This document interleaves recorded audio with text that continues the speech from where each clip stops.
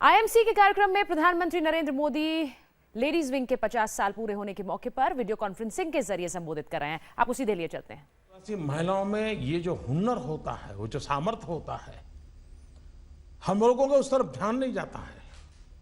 और मेरा मानना है डेयरी बिजनेस से जो महिलाएं जुड़ी हुई हैं, सीधे उनके बैंक अकाउंट में पैसा ट्रांसफर किया जाता है। और मेरा तो जहां जहां भाई डेयरी उद्योग के लोगों से मिलना होता है, मैं आग्रह करता हूं कि आप डेयरी से संबंधित दूध भरने के लिए जब महिलाएं आती हैं, वो पैसे कैश देने के बजाय अच्छा होगा उस पशुपालक महिलाओं का ही अलग बैंक अकाउंट हो, उन्हीं महिलाओं के अकाउंट में पैसा जमा हो। आप देखिए, वो गांव की गरीब महिला भी जो एक गाय एक भैंस पालती है, जब उसके खाते में बैंक में जमा पैसे होते हैं, वो एक एम्पावरमेंट फील करती है। पूरे घर में उसकी आवाज को नोटिस किया जाता है, उसकी बात को सुना जाता है। जब तक इसको एक माले में परोते नहीं हैं, उसकी ये सारी मेहनत बिखर जाती है। और इसलिए इन छोटे छोटे बदलाव भी एक नई ताकत देते हैं। आज देश में हजारों मिल्क सोसाइटी की महिलाएं चला रही हैं। कई ब्रांड इसलिए कामयाब हुए हैं क्योंकि उनके पीछे महिलाओं की ताकत थी, महिलाओं का श्रम था, उनका बिजनेस एक्यूमन था। ये ब्रांड आज दुनिया भर के बड़े मैनेजमेंट स्कूलों के लिए भी केस स्टडी बन चुके हैं। अब आप लिज्जत पापड़ की कथा देखिए। एक जमाने में कुछ आदिवासी महिलाओं ने मिलकर के लिज्जत पापड़ को शुरू किया। एक प्रकार से कुटीर उद्योग के रूप में शुरू हुआ, और आज लिज्जत पापड़ ने कहां से कहां अपनी जगह बना दी। आप अमूल को देखें, हर घर में अमूल की पहचान बनी है। हजारों महिला दूध मंडलियों के द्वारा उसके अंदर बहुत बड़ा संचालन में और योगदान होता है। और उसी का परिणाम है कि इन्होंने अपनी एक पहचान बनाई, एक जगह बनाई है। हमारे देश की महिलाओं में संयम भी है, सामर्थ्य भी है, और सफलता के लिए संघर्ष करने का हौसला भी है। आप जैसी संस्थाएं उन्हें सही रास्ता दिखाने में मदद कर सकती हैं। इंडियन मर्चेंट चैंबर के साथ एक और गौरव भी जुड़ा हुआ है, और वो गौरव है स्वयं महात्मा गांधी भी इंडियन मर्चेंट चैंबर के सदस्य थे। जिन लोगों ने गांधी जी के बारे में बहुत अध्ययन किया होगा, उनके ध्यान में एक नाम आया होगा। जितनी बड़ी चर्चा उस नाम की होनी चाहिए वो हुई नहीं है। और आज मैं आपसे भी आग्रह करूंगा कि जिस नाम का मैं उल्लेख कर रहा हूं, आप भी कोशिश कीजिए, गूगल गुरु के पास जाकर के जरा पूछिए कि कौन से नाम की मैं चर्चा कर रहा हूं। और वो नाम है गंगाबा। बहुत कम लोगों को शायद इस गंगाबा के विषय में बहुत जानकारी है। महात्मा गांधी जी अफ्रीका से भारत लौटे, साबरमती आश्रम में उनका सार्वजनिक जीवन का प्रारंभ हुआ। तो उन्हें नजदीक के गांव से पता चला, आज से 100 साल पहले की घटना की बात है ये, कि कोई गंगाबा है जो बहुत छोटी आयु में विधवा हो गई, और उस समाज के रीतियों के खिलाफ लड़ाई लड़ करके उसने पुनः अपनी शिक्षा शुरू की, पढ़ना शुरू किया। बहुत छोटी आयु में विधवा हो गई थी, उस समय तो 8-10 साल की उम्र होगी शायद। और महात्मा गांधी गंगाबा को कहते थे, वो बड़ी महासाहसी महिला थी। जब गांधी जी ने उसके विषय में सुना तो गांधी जी साबरमती आश्रम से उनको मिलने के लिए चले गए। और जब गांधी जी गंगाबा से मिले तो गंगाबा ने गांधी जी को एक भेंट दी थी, एक गिफ्ट दी थी। और आज जिस आजादी के आंदोलन के साथ जो चरखा गांधी जी के साथ हर पल दिखाई देता है, वो चरखा गंगाबा ने गांधी जी को भेंट दिया था। और विमेन एम्पावरमेंट की बात उस चरखा के माध्यम से गंगाबा ने गांधी जी को प्रेरणा दी थी। अब गंगाबा के नाम पर विमेन एम्पावरमेंट और विमेन एंटरप्रेन्योर्स को भी अवार्ड भी दिया जाता है। उनके जीवन पर एक किताब भी निकली हुई है। मेरा कहने का तात्पर्य यह है कि 100 साल पहले एक नारी में वो ताकत थी जो गांधी जी को भी आंख से आंख मिला करके विमेन एम्पावरमेंट के विषय में खुल करके बात कर पाती थी। ये हमारे देश की नारी की ताकत है। हमारे समाज में भी एक नहीं, लाखों करोड़ों गंगाबा है। बस उन्हें सशक्त एम्पावर करने की आवश्यकता है। आधुनिक भारत में मां बहनों को सशक्त करके ही देश आगे बढ़ सकता है। और इसी सोच के साथ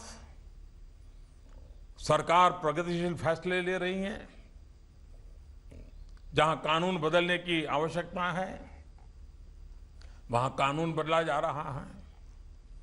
जहां नए नियम की जरूरत है, वहां नए नियम बनाए जा रहे हैं।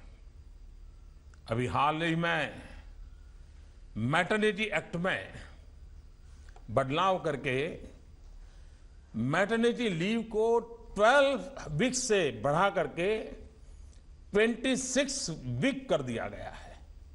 12 हफ्ते से सीधा 26 हफ्ते। दुनिया के बड़े बड़े समृद्ध प्रगतिशील देशों में भी आज ऐसे नियम नहीं है। फैक्ट्री एक्ट में भी बदलाव करके राज्यों को सलाह दी गई है कि महिलाओं को भी रात्रि में काम करने के लिए सुविधा प्रदान की जाए।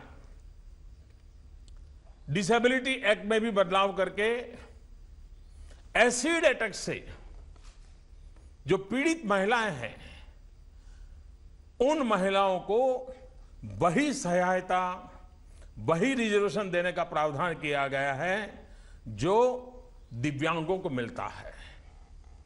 इसके अलावा मोबाइल फोन के द्वारा नारी सुरक्षा को लेकर के पैनिक बटन के द्वारा एक पूरा पुलिस थाने के साथ नेटवर्किंग का काम बड़ी सफलतापूर्वक उसको वर्कआउट किया गया है। यूनिवर्सल हेल्पलाइन 181 नंबर अब तो महिलाओं के लिए परिचित हो गया है। सरकार ने एक बड़ा महत्वपूर्ण फैसला भी किया है कि सरकार की योजनाओं का लाभ जिन जिन परिवारों को मिलता है, वे पहला हकदार उस परिवार की प्रमुख महिला होगी।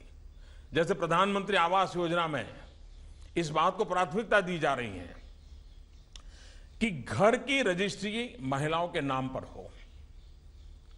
हम जानते हैं कि अगर किसी महिला को पूछो, आज भी हमारे समाज की स्थिति है, घर किसके नाम पर, तो पति के नाम पर या बेटे के नाम पर। गाड़ी किसके नाम पर, तो पति के नाम पर या बेटे के नाम पर। स्कूटर भी लाया तो किसके नाम पर, तो पति के नाम पर या बेटे के नाम पर। सहज स्वभाव जो हो महिला के नाम पर भी संपत्ति हो सकती है, उसको लिए थोड़ा प्रोत्साहित करना पड़ता है, कुछ नियम बदलने पड़ते हैं, कुछ व्यवस्थाओं को महिला केंद्रीय करनी पड़ती है, और उसका परिणाम भी मिल रहा है। पासपोर्ट के नियमों में भी एक बड़ा महत्वपूर्ण बदलाव किया गया है। अब महिला को अपनी शादी का या तलाक का सर्टिफिकेट देना जरूरी नहीं होगा। ये उसकी इच्छा पर होगा कि वो पासपोर्ट में अपने पिता का नाम लिखवाए या फिर मां का। सरकार हर स्तर पर, हर लेडर पर प्रयास कर रही है कि महिलाएं नौकरी के लिए, स्वरोजगार के लिए स्वयं होकर के आगे आए। आप सबको पता होगा, एक प्रधानमंत्री मुद्रा योजना पिछले 3 साल से चल रही है। पिछले 2 साल में लगभग 3 लाख करोड़ रुपया बैंकों से कर्ज दिया गया और किसी भी गारंटी के बिना दिया गया। आपको जान करके आनंद भी होगा, आश्चर्य भी होगा, प्रधानमंत्री मुद्रा योजना के तहत जो कर्ज लेने वाले 7 करोड़ खाता धारकों में से 70% महिलाएं हैं। कोई भी हिंदुस्तानी इस बात से गर्व कर सकता है कि बैंक से 3 लाख करोड़ रुपयों का कर्ज लिया गया, उन लेने वालों में 70% महिलाएं हैं। सरकार ने तो स्टैंड अप इंडिया कार्यक्रम के तहत भी महिला उद्यमों को अपने रोजगार के लिए 10 लाख से 1 करोड़ रुपए तक का कर्ज विदाउट एनी गारंटी देने का शुरू किया है। गरीब महिलाएं घर से निकलकर काम कर सके, रसोई के धुएं से उन्हें मुक्ति मिले। अभी दीपक जी उसका बड़ा वर्णन कर रहे थे और इसलिए उज्ज्वला योजना के तहत अब तक 2 करोड़ से ज्यादा महिलाओं को मुफ्त गैस कनेक्शन दिया गया है। मैं इसको जरा विस्तार से कहना चाहता हूं आप लोगों को। जब मैंने लाल किले पर से देश के लोगों से कहा था कि अगर आपको जरूरत नहीं है तो आप गैस सिलेंडर की सब्सिडी क्यों लेते हैं, और अमीर घर में भी सोचा नहीं गया था, सब्सिडी का गैस आता था लेते थे, स्वभाव सहज था।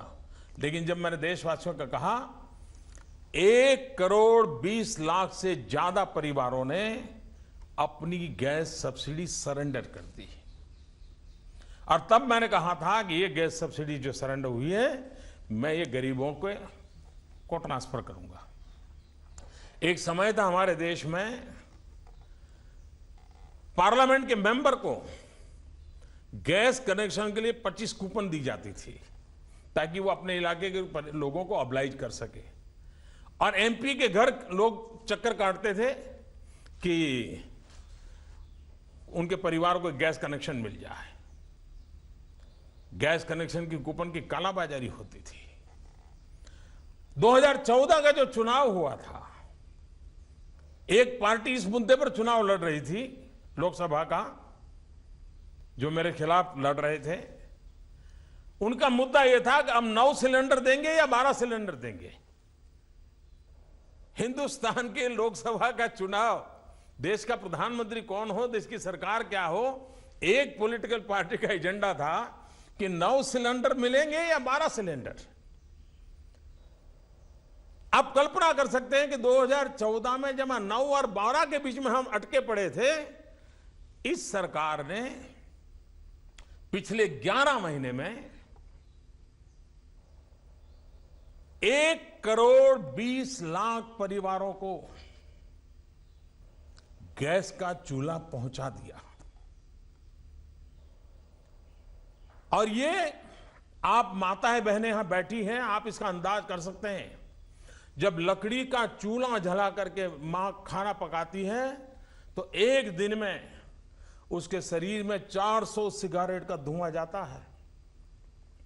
बच्चे उस घर में खेलते हैं तब क्या होता होगा, उनके शरीर का हाल क्या होता होगा। उस पीड़ा को समझ करके, उस वेदना को समझ करके इन मां बहनों को लकड़ी के चूल्हे के धुएं से मुक्ति दिलाने का मैंने एक अभियान छेड़ा, और आने वाले 2 साल में, अब 11 महीने हो चुके, दूसरे 2 साल में 5 करोड़ परिवारों को, जो कि हमारे गरीब पर है, हिंदुस्तान में टोटल 25 करोड़ परिवार है, 5 करोड़ परिवारों को इस धुएं से मुक्ति दिलाने का एक बहुत बड़ा बीड़ा उठाया है प्रधानमंत्री उज्ज्वला योजना के तहत इस काम को। और जैसा अभी दीपक जी बता रहे थे, योजना एक बात है, कानून नियम एक बात है, सामान्य मानवी की जिंदगी में बदलाव तब आता है जब उसका इंप्लीमेंटेशन होता है। आखिरी छोर पर बैठे हुए व्यक्ति तक वो व्यवस्था पहुंचती है, और इस सरकार की ये पहचान है कि यहां पर योजनाओं की संकल्पना की जाती है, रोड मैप तैयार किया जाता है और उसको परिपूर्ण करने के लिए लगातार मॉनिटरिंग होकर के उसको साकार किया जाता है। पंडित दीनदयाल उपाध्याय की जन्म शताब्दी चल रही है। दीनदयाल अंत्योदय योजना के तहत पिछले 2.5 साल में 10 लाख से ज्यादा विमेन सेल्फ हेल्प ग्रुप बनाए गए हैं